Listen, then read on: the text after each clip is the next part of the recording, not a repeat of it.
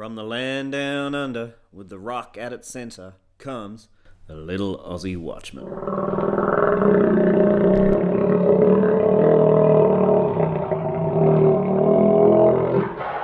On TLAW today, Tony Abbott is back in the news. This time, he's being lambasted by our left-wing media for talking to a far-right organisation in America.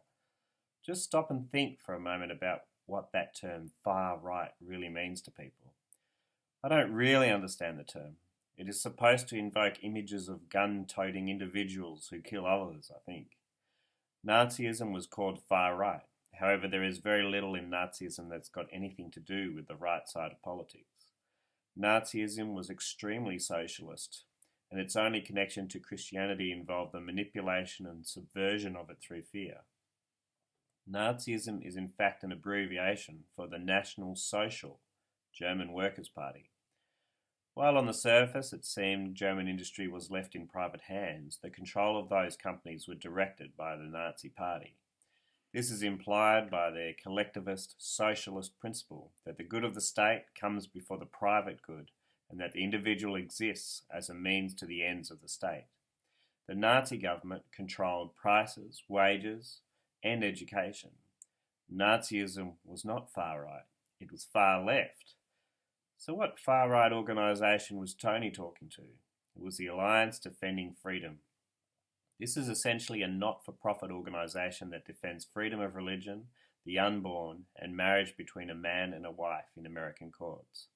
Hardly gun-toting, marriage between a man and a wife has been a traditional belief for time immemorial. Hardly a new concept. Protecting the life of the unborn baby?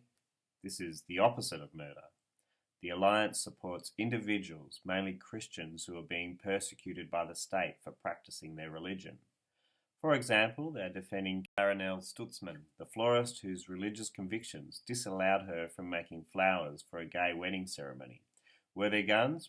No. Was there violence? No. Just simply a belief that the God who made mankind clearly made man and wife to be with each other. God, whose law is made for our own benefit, ensures that as Christians we are unable to support gay marriage. The left try to make out that we are violent in our beliefs. This is, in the majority of cases, clearly wrong. Tony Abott remains principled in his stand for traditional marriage and for children being part of a marriage of one wife and one man. The trouble with democracy is that even truth will be put to the vote. I suspect that Australia, like the rest of the Western world, will start to mark out its gravesite by putting truth to the vote. Eventually marriage will no longer be between man and a wife. Immorality will be legalised and the land will vomit us out. Judgment will become inevitable.